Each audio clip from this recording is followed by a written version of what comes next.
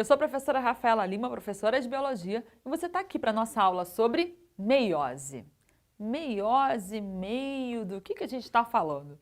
A gente está falando de um processo de divisão celular, em que a célula vai se dividir, mas a quantidade, o conjunto de cromossomos que ela tem, não vai ser igual na nova célula, e sim vai estar numa quantidade, esse conjunto vai estar pela metade. Assim, como assim? Pegando o exemplo da espécie humana, as nossas células, elas têm aí 23 pares de cromossomos, ou seja, no total ela tem 46 cromossomos.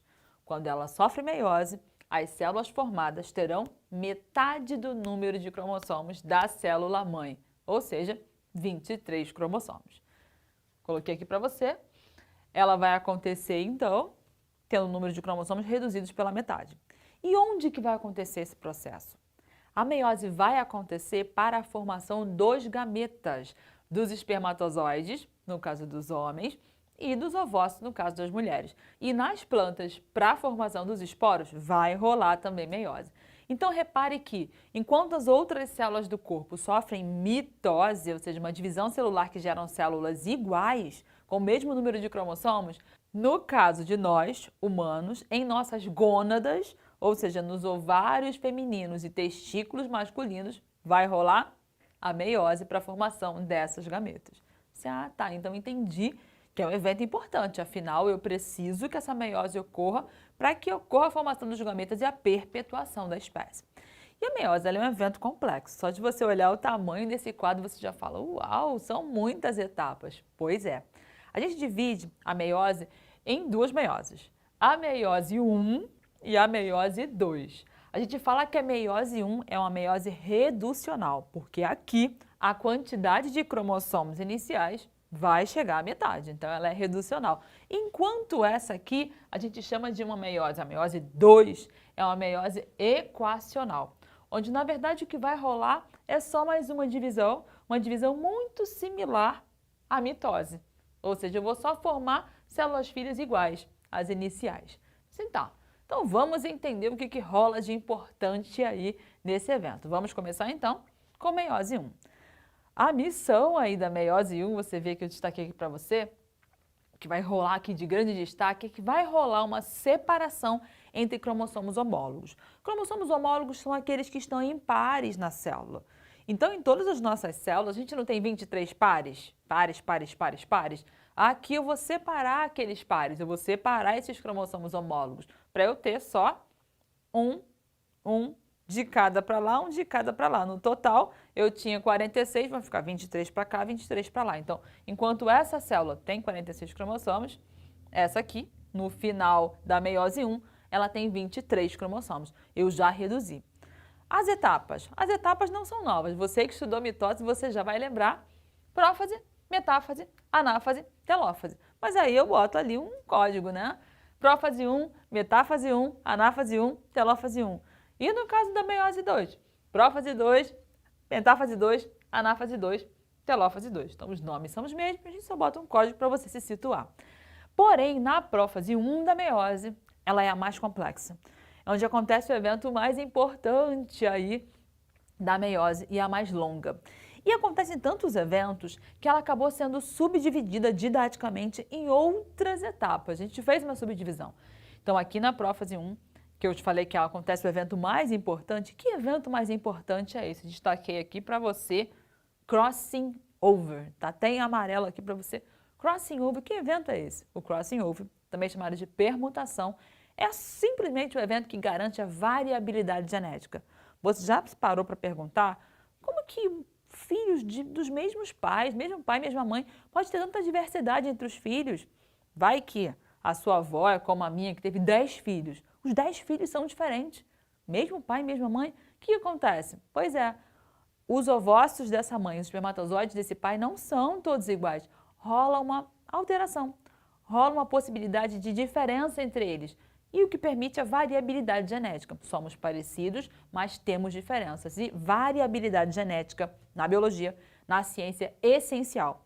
É o que permite a gente se adaptar a diferentes ambientes. Então, ter variabilidade genética é muito importante e o que garante a variabilidade genética, né, nesses espermatozoides, nesses ovócitos, nesses gametas, o evento chamado de crossing over ou permuta, botando aí para o português. Também você pode encontrar como recombinação em português.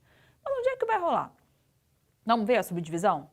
Então, a prófase 1 vai se subdividir nas seguintes fases: leptóteno, zigóteno, paquíteno, diplóteno e diacinese. Aí você já fica assim, oh, que nomes! Pois é, são nomes estranhos mesmo, né? E a gente já criou um mnemônico para ajudar você a lembrar aí essa fase e a sequência. Lerdos, zigotos, paqueram de dia. Lerdos, zigotos, paqueram de dia. Só que frase doida, pois é, a gente ajuda a lembrar. Lerdos, leptóteno, zigotos, zigóteno, paqueram, paquíteno de dia, diplóteno e diacinese. Você lembra aí a sequência. Quanto mais doida fica na nossa cabeça, a gente lembra qual é a sequência. Quando a gente começa aqui no leptóteno, vai estar rolando aqui a condensação desses cromossomos, né? Vai estar iniciando aí esse processo da prófase. Então, aí a primeira subetapa da prófase é o leptóteno, começa a rolar essa condensação, enquanto aqui no zigóteno, esses cromossomos, eles começam a se emparelhar, eles começam a ficar ali lado a lado. Para que aqui no paquíteno aconteça o evento mais importante ever, que é o crossing over. O crossing over vai acontecer aqui no paquíteno, onde eles estão emparelhados. E sabe o que vai acontecer? Imagina que aqui são os meus cromossomos, você está vendo aqui esses cromossomos, a gente colocou em cores diferentes para facilitar você a distinguir. Eles fazem uma troca das suas pontas e agora eu tenho uma ponta desse, esse tem uma ponta desse. Aqui fica mais fácil para você visualizar, ó. O vermelhinho tem uma ponta do azul, o azul tem uma ponta do vermelhinho. A gente fez uma troca de material genético. E nisso faz com que essas células não fiquem mais absolutamente iguais. Afinal, rolou uma troca aí. Todas vão fazer trocas, umas trocam, outras não trocam. Nessa brincadeira, a gente começa a ter diferentes gametas sendo formados. Então, o homem produziu ali milhares de espermatozoides. Eles não são iguais, porque sempre vai rolar esse momento de troca aí, aqui no crossing over. Chega então, paquíteno é o ponto-alvo, tá? O ponto master aí, onde vai rolar o crossing over. No diplóteno, então, eles começam a se afastar, esses cromossomos homólogos começam a se separar, mas eles ainda ficam presos pela pontinha dos braços ali do cromossomo. Chega a dar para ver, eles formam até um X, eles com as perninhas presas. A gente fala que esse momento é o momento do quiasma. Quiasma, no grego, o qui é X, parece um X, eles ficam com as perninhas presas. E, por fim, a diacinese, eles se afastam um pouco mais. A partir daí, vamos continuar o evento. Eu saio da diacinese e caio na metáfase. Na metáfase, eles começaram a se afastar para então se posicionarem no meio da célula. Meta de meio. Eles se colocam no meio da célula. Mas repare que aqui eu tenho 23 duplas se posicionando no meio dessa célula. Metáfase. Então, aí eu tenho os pares de cromossomos homólogos arranjados nessa placa metafásica ou placa equatorial. Vou então para a anáfase. Na anáfase, repare que os meus centríolos estão na ponta, está todo mundo apoiado nas fibras do fuso, produzidos por esse centríolo, e começa a puxar então para a extremidade. Essas cromátides irmãs elas ainda estão ligadas e esses homólogos agora estão se separando. Vai um para lá, outro para cá, um para lá, outro para cá.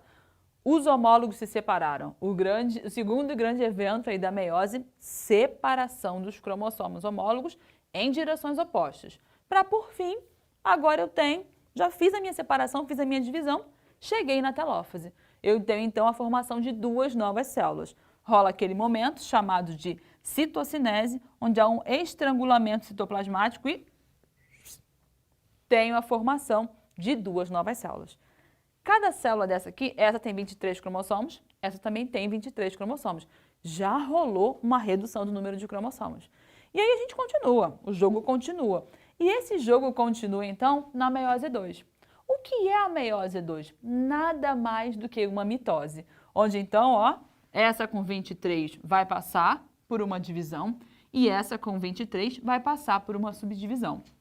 Essa divisão, na meiose 2, vão ser mantidas a quantidade. Eu não vou chegar, essa tem 23, lá no final ela vai chegar com menos que 23? Não, por isso que eu falo que a meiose 2 ela é equacional. Essa aqui tinha 23 e no final do processo ela gera 2 células filhas como ela, assim como a mitose. Então eu vou fazer aquele processo tradicional da mitose. Por isso que é sempre importante e necessário uma sequência. A gente estuda primeiro a mitose e se você não tiver estudado, você vai pesquisar nas nossas aulas para poder chegar na meiose. São assuntos interligados. Tenho então a prófase. Começa então nesse momento esses cromossomos a novamente se condensarem, perder essa carioteca para começar a fazer essa divisão. Chega a metáfase 2, onde agora esses cromossomos se posicionam na metade aí, na posição do meio da célula, a gente chama de placa metafásica ou placa equatorial. Você vê que eles estão posicionados aqui. Chego então na anáfase 2, quando esses cromossomos eles começam então a se separar, para por fim chegar à telófase 2, onde vai rolar esse estrangulamento citoplasmático e eu tenho células filhas haploides formadas. Haploides por quê? Porque elas têm a metade do número de cromossomos. No início eu tinha uma célula e no final da meiose eu chego com 4 células com metade do número de cromossomos. A inicial tinha 46 e no final da história eu chego em 23 cromossomos. 4 células com 23 cromossomos. Então, destaquei aqui para você, ó, as cromátides irmãs se separaram, resultando em 4 células filhas haploides contendo cromossomos não duplicados. Cheguei no gameta ali, espermatozoide ou ovócito. Se houver alguma falha nesse processo, pode dar problema? Sim, pode ir um cromossomo a mais, pode ir um cromossomo a menos, pode ir faltando, o que vai resultar num zigoto com alguma alteração, com alguma síndrome, ou até um zigoto que não vai conseguir se desenvolver e chegar a um embriãozinho de verdade, tendo ali, então, um aborto espontâneo nesse processo. Viajamos pela meiose e fechamos, então, a nossa aula. Faz um print dessa aula, tira uma foto, lê com calma, faz o seu resumo e fechamos por aqui. Até a próxima. Tchauzinho!